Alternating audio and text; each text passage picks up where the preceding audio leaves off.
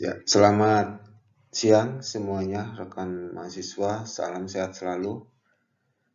Untuk materi pembangunan berkelanjutan di pertemuan ketiga, kita akan membahas materi mengenai konsep daya dukung dan daya tampung lingkungan. Pada pertemuan kali ini, ya kita akan membahas yang pertama mengenai daya tampung dan daya dukung. Ya, bagaimana peran lingkungan dalam kegiatan ekonomi. Kemudian juga poin kedua kita akan membahas tentang faktor daya dukung dan daya tampung dan hal-hal apa saja yang mempengaruhi kedua istilah tersebut ya. Poin ketiga kita akan membahas mengenai bagaimana hubungan kerusakan lingkungan dengan daya tampung dan daya dukung. Dan yang terakhir kita akan melihat bagaimana mengidentifikasi dampak kerusakan lingkungan, ya, terutama pengaruhnya terhadap manusia. Nah, untuk mengawali materi kali ini mungkin kita sedikit membahas tentang latar belakang, ya. Jadi kalau kita lihat contoh di gambar ya dari kota di satu sisi Jakarta, ya, khususnya di kawasan Sudirman, ya, di tahun 70-an. Yang cenderung lengang, yang berbeda sama mungkin kita lihat Jakarta di masa sekarang dengan tingkat hunian tinggi di perkantoran, ya, gedung-gedung perkantoran dan infrastruktur yang semakin meningkat. Nah, ini adalah contoh bagaimana suatu kota sangat bertumbuh sangat cepat ya sesuai dengan perkembangan zaman ya. Jadi dasarnya adalah proses urbanisasi kota ya, dan juga kita harus tahu ya kenapa sekarang masyarakat cenderung senang tinggal di kota ya, selain untuk mencari nafkah tentunya fasilitas yang baik ya, pelayanan kesehatan, pendidikan yang baik tentu itu juga menjadi stimulus ya buat pertumbuhan suatu kota. Nah, beberapa hal di sini yang kita bisa lihat ya, bahwa yang pertama adalah jumlah penduduk yang semakin tinggi dan tingkat kepadatan penduduk yang semakin tinggi, terutama faktor adanya tingkat kelahiran yang meningkat ya, dan juga migrasi masyarakat dari desa ke kota ini tentu juga berdampak kepada semakin cepatnya suatu kota bertumbuh ya, dan juga penambahan kepadatan penduduk. Dan tentunya juga fisik kota semakin luas ya. Jadi dengan semakin tingginya tadi kepadatan tentunya juga kota-kota atau daerah-daerah di sekitar kota tersebut juga semakin tinggi pertumbuhannya sehingga membentuk suatu kawasan urban tersendiri. Ya, misalnya kita ambil contoh Tangerang Selatan, di mana kita tinggal. Dulu Tangerang Selatan adalah Kabupaten Tangerang ya, yang berubah menjadi kota Tangerang Selatan ya. Tentunya dengan perubahan status ini akan berdampak kepada semakin tingginya, semakin besarnya kompleksitas kehidupan masyarakat sehingga membentuk suatu kota. Nah, kemudian juga terbentuknya kota juga akan mengubah pola kehidupan ya, khususnya juga ini akan berdampak kepada kehidupan di desa ya, yang berubah menjadi urban style-nya ke kota ya. Jadi di sini juga efek dari globalisasi, efek dari kemajuan informasi, terutama dunia IT ya, ini tentunya juga mengubah bagaimana masyarakat desa begitu tergiur ya dengan apa yang ditawarkan kehidupan perkotaan ya. Dan yang terakhir, implikasi kehidupan kota menjadi beban bagi lingkungan kota itu sendiri.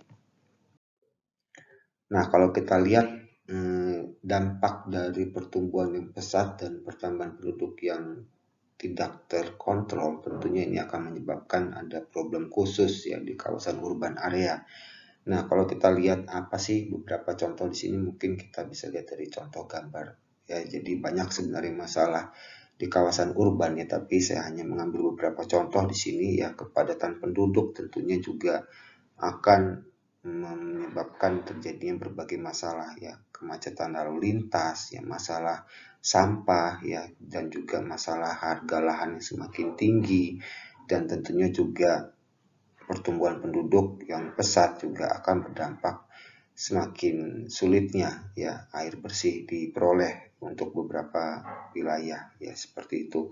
Nah, kemudian juga data dari Badan PBB ya, Perserikatan Bangsa-Bangsa di sini juga menyatakan ya, jadi pada tahun 2050 hampir mendekati 70% populasi dunia akan menempati area perkotaan dan jumlah ini sangat meningkat yang sekarang hanya berkisar 55%. Nah, tentunya juga kalau dibandingkan tahun ya, year to year di sekitar tahun 50 yang tadinya 751 juta, ini di tahun 2018 saja sudah berubah menjadi 4,2 miliar masyarakat tinggal di kota.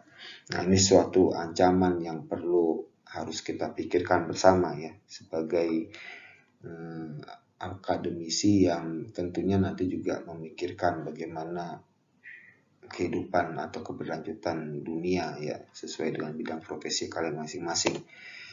Nah, kemudian juga problemnya tentunya juga yang terjadi sebenarnya adalah turunnya kualitas ya, degradasi lingkungan yang diakibatkan bagaimana penggunaan sumber daya alam yang semakin meningkat ya, jadi eksploitasi terhadap lahan ya, baik itu lahan produktif yang alami maupun yang dibuat ya, tentunya juga ini akan meningkatkan berbagai kegiatan manusia yang tentunya juga akan meningkatkan produktivitas terhadap kebutuhan air ya, sehingga munculnya krisis air bersih ya, kemudian juga tingginya penggunaan transportasi untuk mobilitas menyebabkan kualitas udara juga menurun ya, tentunya juga akibat emisi gas buang kendaraan yang berlebihan ya.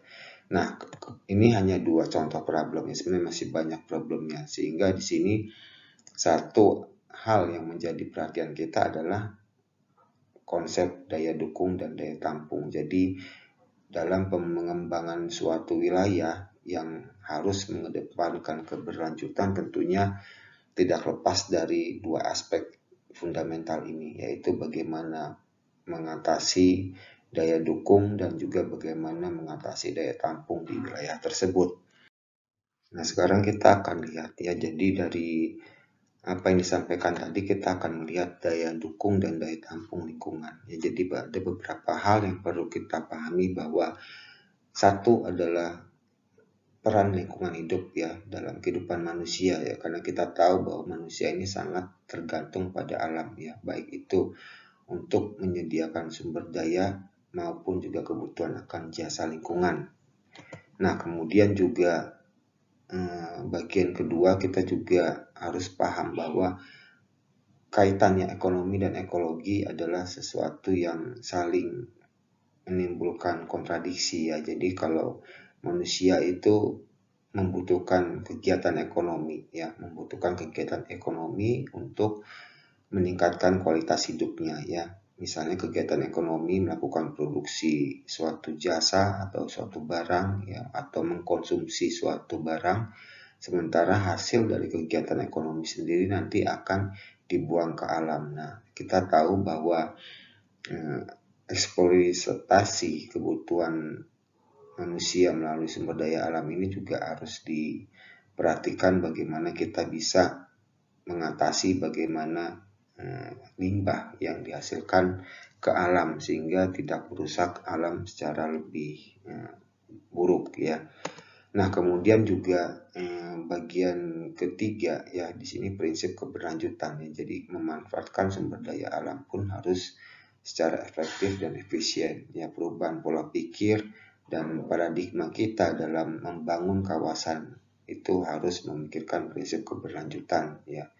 Dan untuk daya dukung lingkungan sendiri di sini kita bisa definisikan sebagai kemampuan lingkungan hidup untuk mendukung kehidupan manusia, makhluk hidup lain, dan keseimbangan antara keduanya. Sementara kalau daya tampung secara bahasa sederhananya kita bisa definisikan sebagai kemampuan lingkungan hidup untuk menyerap zat, energi, dan atau komponen lain yang masuk atau dimasukkan ke dalamnya. Ya, jadi di sini lebih lanjut kita nanti akan membahas ya apa sih perbedaan daya dukung dan daya tampung. Ya ini adalah definisi awal untuk daya tampung dan daya dukung. Nah, sekarang kita lihat ya apa tujuan kita harus memahami daya tampung dan daya dukung. Satu hal yang menjadikan kita harus memahami ini adalah bahwa bumi ini memiliki keterbatasan dalam memproduksi sumber daya alam ya. Karena kita tahu ada dua istilah sumber daya ya.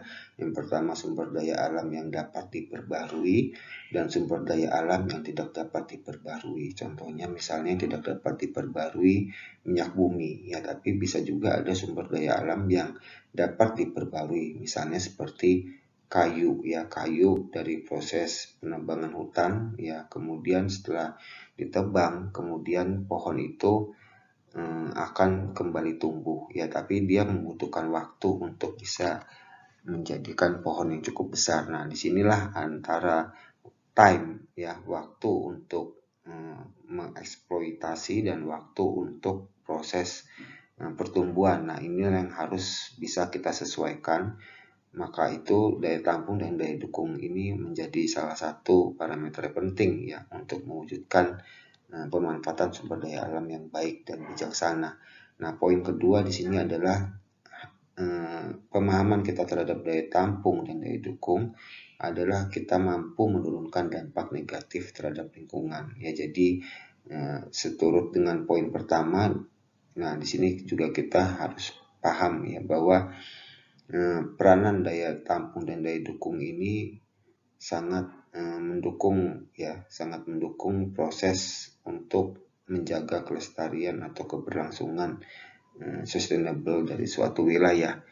Nah, poin ketiga di sini adalah mewujudkan keberlanjutan kemampuan suatu wilayah dalam mendukung kebutuhan hidup manusia dan makhluk hidup lainnya. Nah, hal inilah yang menjadi dasar ya kenapa kita belajar mengenai konsep daya tampung dan daya dukung. Nah, sekarang kita akan lihat tentang faktor-faktor yang mendukung pertumbuhan daya dukung ya, yaitu carrying capacity. Yang pertama adalah faktor yang mempengaruhi meningkatnya daya tampung ya. Nah, di sini ada 4 faktor. Yang pertama kita akan lihat ya. Jadi adanya perubahan iklim atau faktor lingkungan lainnya juga bisa meningkatkan daya tampung ya. Misalnya contoh apabila mengalami musim hujan misalnya di suatu daerah, tentunya itu akan meningkatkan ketersediaan air ya di permukaan tanah maupun di dalam tanah. Tentunya juga ini berdampak baik buat pertumbuhan flora dan fauna di suatu wilayah. Kemudian juga kemajuan teknologi ya, misalnya dengan teknologi pangan khususnya dengan bagaimana menciptakan bibit unggul ya untuk buah-buahan ataupun untuk hewan ya, sehingga dapat menghasilkan produktivitas yang baik ya untuk konsumsi manusia gitu.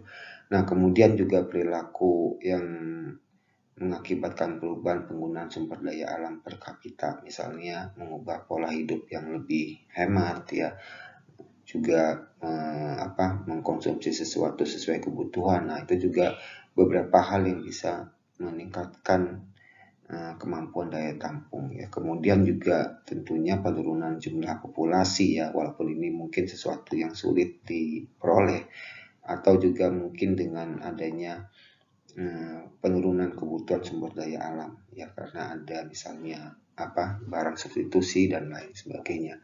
Nah, kemudian faktor-faktor lain yang tentunya juga kita harus perhatikan adalah bagaimana yang mempengaruhi turunnya daya tampung ya.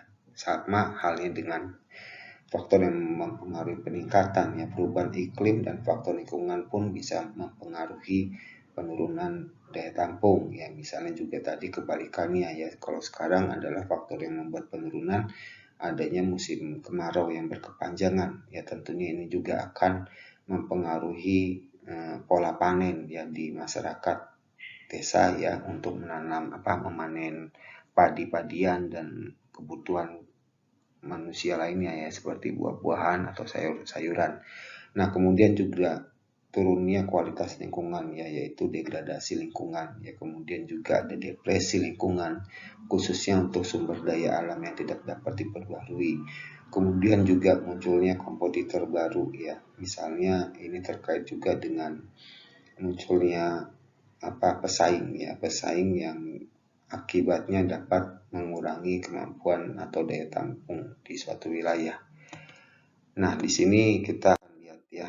Nah, kemudian ada beberapa hal juga yang kita harus perhatikan ya, bahwa dalam proses kehidupan khususnya dalam batas daya dukung ekosistem. Nah, suatu wilayah ini dapat dikatakan keberlanjutannya baik tergantung dari 3 faktor. Yang pertama adalah sumber daya lingkungan tersedia ya. Itu juga menjadi hal fundamental ya dalam kehidupan manusia. Kemudian juga jumlah ukuran populasi juga ini harus sesuai dengan daya tampung dan daya dukung di suatu wilayah.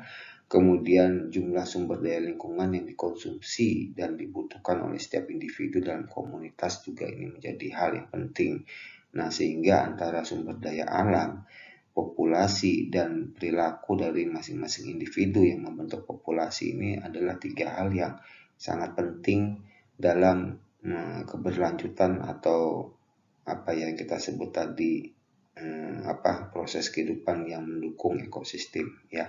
Nah, di sini bisa kita ilustrasikan melalui segitiga ini ya. Jadi ada modal sumber daya buatan, modal manusia, modal sosial ya. Inilah yang menjadi dasar modal alam untuk dikembangkan atau dihuni oleh komunitas secara menyeluruh ya. Nah, kemudian kita akan lanjut saja ya. Nanti kita akan lihat di sini juga yang lebih detail ya mengenai daya dukung. Tadi di awal sudah dibahas definisi daya dukung ya. Intinya adalah bagaimana kita bisa mengukur ya kapasitas kemampuan ekosistem dalam mendukung kehidupan organisme secara sehat, sekaligus mampu mempertahankan produktivitas, kemampuan adaptasi, dan kemampuan memperbarui diri. Nah, sebenarnya daya dukung ini adalah salah satu hal yang perlu dikaji secara benar-benar detail ya. Jadi sebenarnya ada proses menghitung atau menganalisis dengan rumus ya kalau kita pelajari dalam ilmu lingkungan.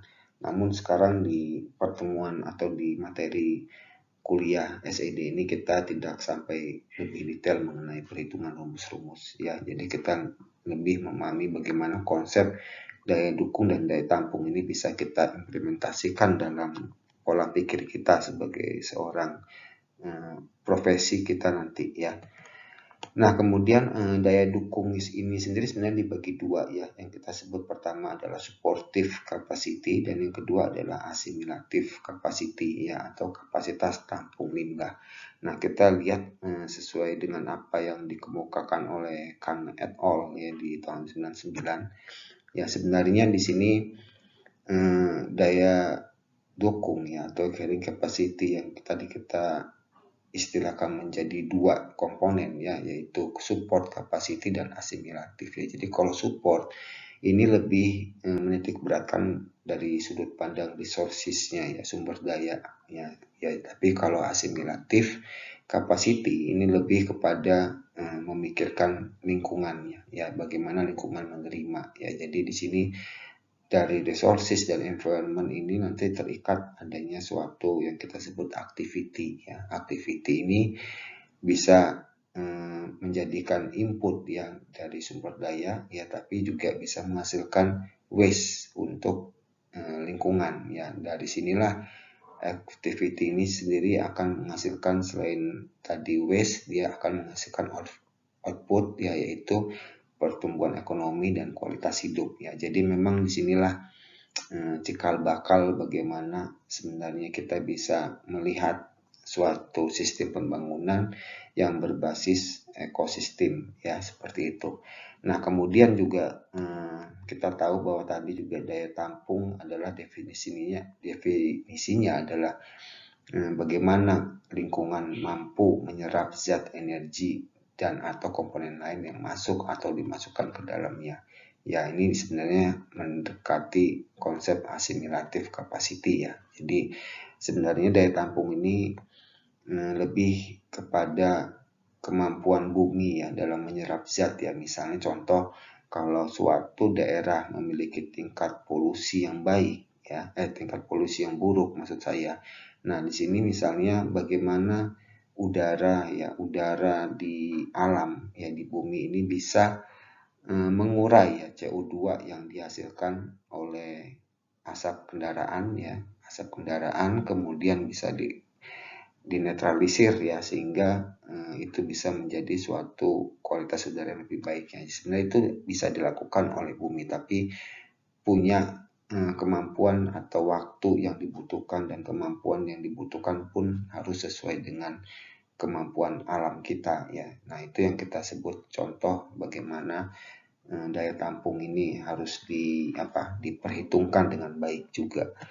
Nah, kemudian kalau kita lihat dari ilustrasi singkatnya, jadi kalau daya tampung di sini lebih bicara tentang kapasitas ambien ya, jadi ekses atau dampak kegiatan dan juga bagaimana menampung dan netralisir ya. Tapi kalau daya dukung di sini kita harus bicara tentang bagaimana supply yang dibutuhkan ya. Kemudian juga di sini kita juga kaitkan juga dengan kebutuhan daripada manusia itu sendiri, dan bagaimana kita meminimalisasi dampak negatif ya, dan juga menjaga kecukupan dan adanya harmonisasi antara alam dan juga kegiatan pembangunan itu sendiri.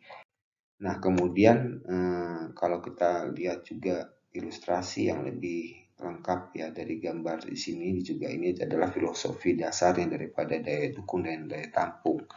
Bahwa di sini kita bisa lihat ya ada dua sisi ya. Yang pertama sisi kiri adalah populasi ya, sementara sisi kanan kita ilustrasikan sebagai alam di sini. Nah, di sini sebenarnya dua hal ini saling terkait ya, dikaitkan oleh konsep daya dukung dan daya tampung itu sendiri.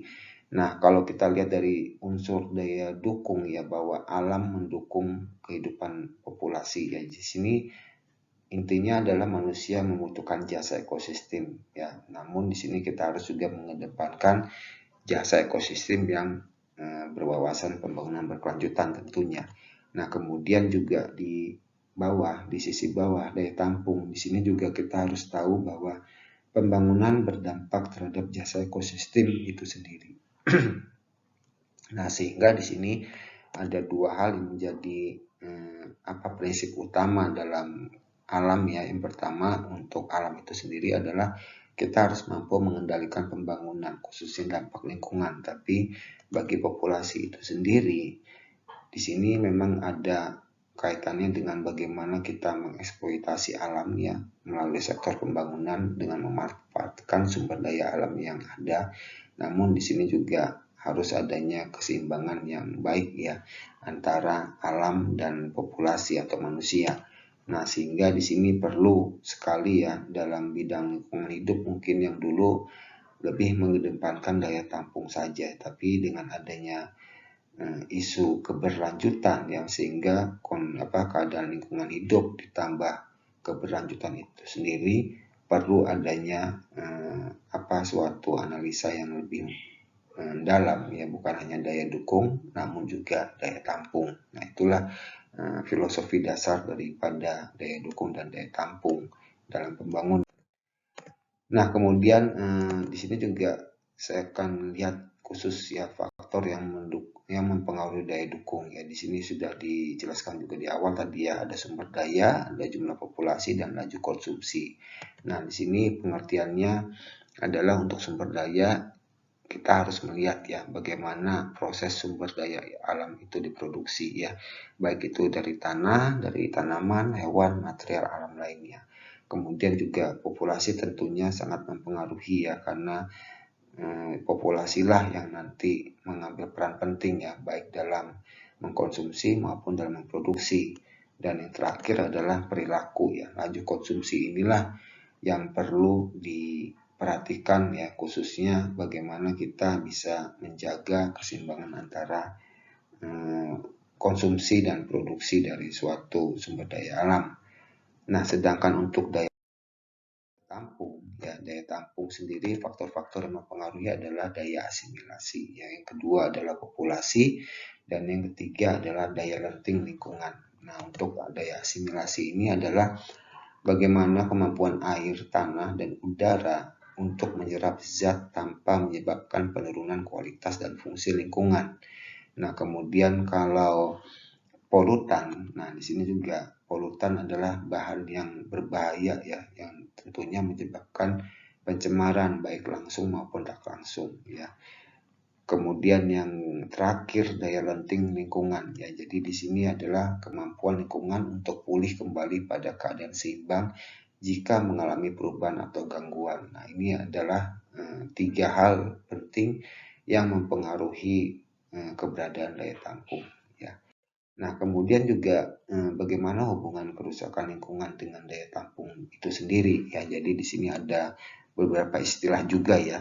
Jadi ada dua istilah penting di sini, yaitu yang pertama degradasi, yang kedua adalah depresi. Ya, jadi kalau degradasi ini berkaitan dengan nanti kita melihat baku mutu ya, baku mutu. Ya, jadi yang pertama adalah laju konsumsi menentukan seberapa besar atau cepat sumber daya alam diambil dari alam. Ya, jadi semakin besar populasi, semakin cepat ya proses pengambilan bahan dari alam itu sendiri untuk kebutuhan manusia ya. Nah, sehingga di sini juga alam memiliki kemampuan mengganti sumber daya yang terpakai ya, meregenerasi dirinya. Nah, saat laju konsumsi melebihi daya regenerasi, nah inilah yang kita sebut namanya depresi ya. Jadi itu adalah pengertian depresi ini, gambarin di bawah ya, jadi kebalik ini ya. Kemudian kita juga akan melihat yang tentang degradasi ya. Nah, kalau degradasi ini bicara kaitannya dengan polutan ya. Jadi di sini polutan ini adalah hasil dari kegiatan ekonomi ya, aktivitas manusia. Kemudian juga semakin besar populasi tentunya juga polutannya semakin banyak ya. Misalnya semakin banyak orang menggunakan kendaraan bermotor, tentunya asap kendaraan lebih banyak ya. Nah, sehingga alam pun memiliki kemampuan untuk menyerap zat tersebut ya. Itu yang kita sebut namanya proses asimilasi ya. Kemudian baku mutu ya, atau batas yang dimiliki lingkungan ini juga harus kita pahami ya. Jadi lingkungan ini memiliki kemampuan baku mutu ya. Nah, di sini adalah apabila jumlah polutan melebihi baku mutunya, inilah yang kita sebut istilah degradasi lingkungan ya. Jadi paham ya, kalau degradasi berkaitan dengan baku mutu dan polutan, tapi kalau depresi ini kaitannya dengan kemampuan regenerasi dan laju konsumsi dari populasi. Nah, kemudian yang poin terakhir ya yang kita akan bahas di sini adalah juga dampak kerusakan ya. Jadi dampak kerusakan itu tadi kita bisa lihat ya, tadi ada depresi dan degradasi ya. Jadi bagaimana kita bisa jelaskan kedua hal ini lebih detail ya. Yang pertama depresi ya. Jadi di sini tidak mampu memenuhi kebutuhan hidup ya. Ini adalah contoh depresi lingkungan. Yang kedua adalah kerugian finansial akibat berhentinya proses produksi ya. Ini juga adalah bagian dari dampak depresi lingkungan. Yang terakhir adalah konflik sosial baik vertikal maupun horizontal ya. Nanti kalian bisa cari contoh-contoh ya, apa yang menjadi contoh dari tiga dampak daripada depresi lingkungan. Nah, kemudian untuk degradasi, beberapa hal yang menjadi dampak akibat degradasi adalah kehilangan mata pencarian ya, semakin sulit mencari kerja dan sebagainya, kehilangan juga tempat tinggal, dan terakhir turunnya kesehatan masyarakat ya. Itu adalah pengaruh dari degradasi. Nah, kemudian juga kita kaitkan juga dengan keberlanjutan ya. Jadi apa sih hubungan antara daya dukung dan keberlanjutan kota? Nah, di sini kita akan lihat bahwa ada dua hal konsep dasar ya dalam isu keberlanjutan kota, yaitu konsep of needs ya dan konsep of limitation ya. Jadi konsep dari kebutuhan dan juga konsep dari keterbatasan. Kalau konsep yang pertama ini adalah konsep of needs ini tujuannya adalah meningkatkan kualitas hidup, tapi di satu sisi ada konsep of limitations ya, di mana di sini lingkungan hidup dapat memenuhi kebutuhan ya. Nah, di sini adalah bagaimana kita mengkaitkan dengan keberlanjutan kehidupan kota ya. Jadi berlanjutnya pembangunan dapat terwujud jika adanya keseimbangan antara kebutuhan dan keterbatasan yang ada saat ini ya. Nah, kemudian juga sehingga apa sih yang menjadi latar belakang kita sebagai mahasiswa ya, sebagai dosen maupun sebagai masyarakat ya. Intinya adalah bagaimana kita bisa mengendalikan kebutuhan melalui mengubah perilaku ya. Mengubah perilaku apa saja ya, perilaku konsumsi, perilaku hidup hemat ya, tidak boros ya, dan juga mengkonsumsi sesuai kebutuhan dan bijak ya. Itu sih intinya dari materi kali ini adalah bagaimana kita bisa memahami daya dukung, daya tampung, sehingga dalam aspek dunia kerja dimanapun kalian nanti ditempatkan sebagai profesi apapun, harus memiliki pola pikir bagaimana kita mampu menjaga perilaku konsumsi dan produksi maupun perilaku hidup sehat tentunya. Oke, demikian yang bisa saya sampaikan. Terima kasih. Selamat siang. Salam sehat selalu.